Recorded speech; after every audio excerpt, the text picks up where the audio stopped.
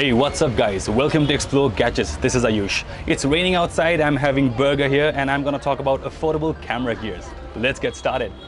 Now, since we're talking about filmmaking, let's start with the camera body itself. Well, balancing between price and quality can be a little hectic. Now, according to my buddy Shazaad, he just found out the perfect combination of both, and here's what he has to say. Hey, what's up guys, Shazaad here, and from the last 1 year, anybody who asked me on what's the best budget camera, my only recommendation was the Canon 700D, and still it is because it's still that good. So you can get this camera for around $500. Sure, there are new models available, but those small upgrades doesn't justify that big price jump. In my opinion, you should get this and spend the extra cash on audio equipments and lenses. Anyway, talking about the 700D, it has an 18 megapixel sensor, decent autofocusing capability, but one of the most important things for a YouTuber camera is a articulating touchscreen. Trust me, it looks like a very small thing, but it comes in really handy. And I say this again, if you are a one-man band, buy a camera which has a flip-out screen. Anyway, this camera can do 1080p at 30 FPS and also 24 FPS for all of the cinematographers out there. But as you start exploring this camera, you'll quickly realize that Canon doesn't provide a lot of tools and features compared to something like Sony or Panasonic. But then there is something called Magic Lantern. If you install this software on your Canon camera, you will get features which are available on much more expensive cameras like zebras, focus peaking, intervalometer, false color, histogram, and the list goes on and on. So these features makes this camera much more capable. If you have little high budget, take a look at Panasonic G7. Very good camera with internal 4K recording. If you want to jump to a semi-professional camera, there is Sony's a6300. You can't go wrong with that camera. Phenomenal autofocusing system, S-Log3, and probably one of the best low light performance that you can get in this price point. So that's your video part sorted out. Now there is something just as important as video. Audio, which a lot of people neglect very easily, but the truth is we can deal with a bad looking video, but if the audio is terrible, it takes away the whole experience. If you want to step up your audio game, Zoom H1 is the way to go. It is fairly inexpensive for the quality and features that it offers. The biggest advantage of Zoom H1 is that it's a standalone recorder. Let me tell you a difference between mic and a standalone recorder. So if you have just a microphone, you can connect it directly to your camera, which is a plus point because then you don't have to deal with a post-production audio sync. But the problem is most of the DSLRs have terrible preamps, so no matter how good your microphone is, if you connect it directly to your camera, it's gonna sound bad. The plus point to Zoom H1 is it has a very good preamp, so the audio quality is very good. And the possibilities are endless with this. You can use it just as it is, or attach a lavalier microphone like we have here, or attach a boom microphone and so on.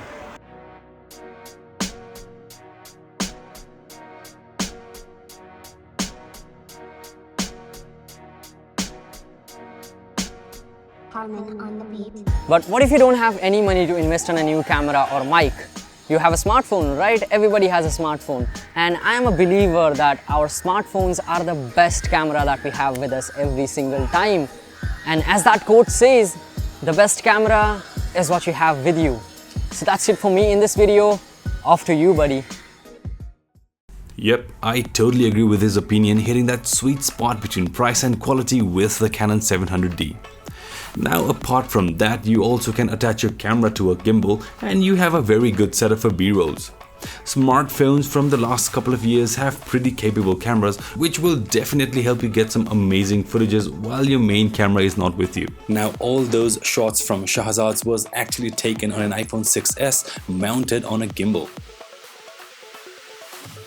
Now, the next big thing you need to focus on are lens. Well, there are abundance of lenses you can find on the market.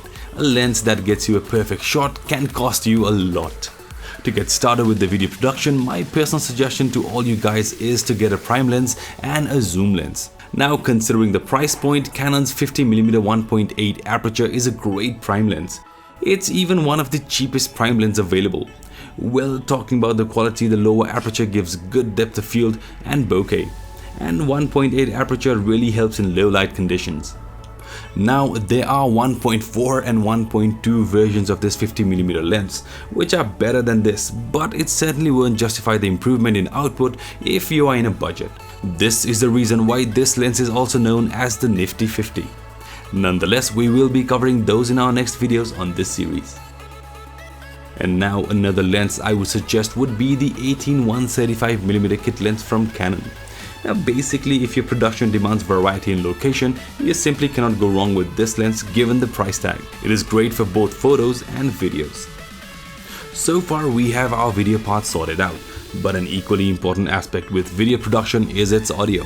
Compromising with the audio can be a deal breaker for most productions, and I couldn't agree more with Shazaad's picks with the audio recorder. The H1 is a fairly inexpensive piece of audio mic. This is great for voiceovers, taking interviews and so on. And another type of mic is a lab mic. The one that I recommend is Audio-Technica's ATR 3350IS. Lavalier mics are must-have for interviews or talk shows. Now while good wireless mics would cost around $500, its wired alternative comes just under $30. This wired lab mic by Audio-Technica has a 6-meter long cable. Though it might pick some ambient noises, it can be sorted out later. So for starters, it's definitely recommended. So now let's talk a little bit about lights. You don't need to have thousands of dollars worth of setup to produce a decent footage. If you have good knowledge regarding the light, shots taken from your daily driver can inspire eye-dropping moments. But if you don't have good understanding of light, the best thing to do is to try and shoot in daylight or natural light as much as possible. To complement the lighting effects, you can use a reflector.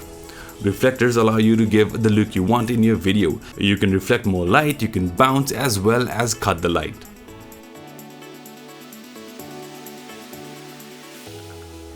As light is one of the most important part, you might compromise with gears, but not with light. And since depending upon natural light is not always practical, you need to opt for artificial solutions as well.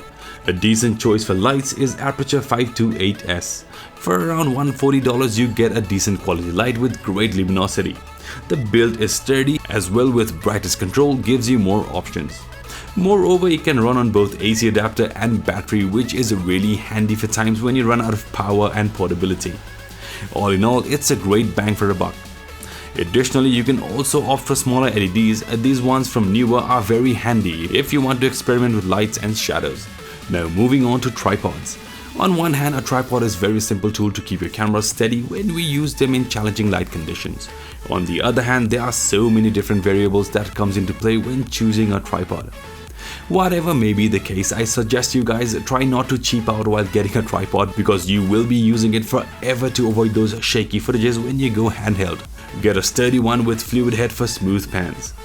For the very basic usage, you can get a generic fluid head tripod from Amazon or local store.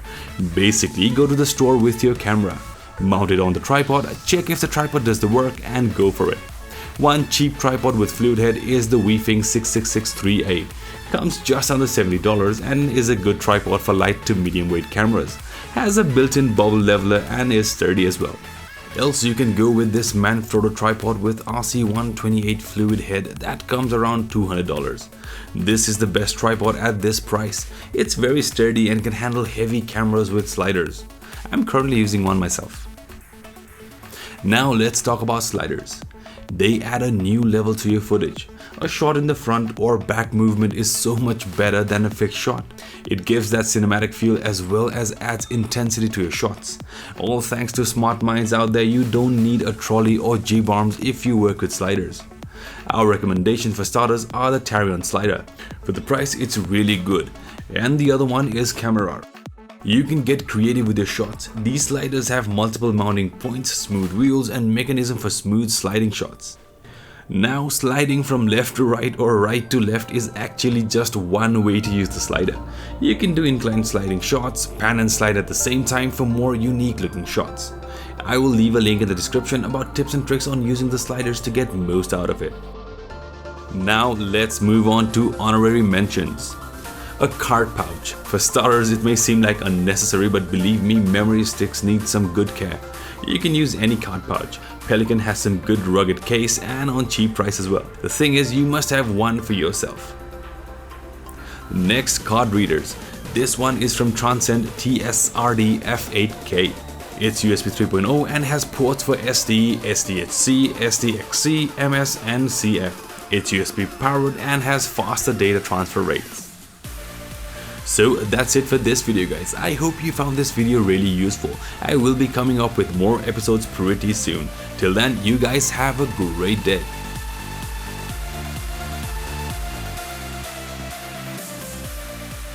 Now before I sign off, there is this new web series that's getting popular in Nepal. It's called PS Zindagi. Please check them out as well. The entire web series was shot on a 5D Mark III. The links are in the description down below.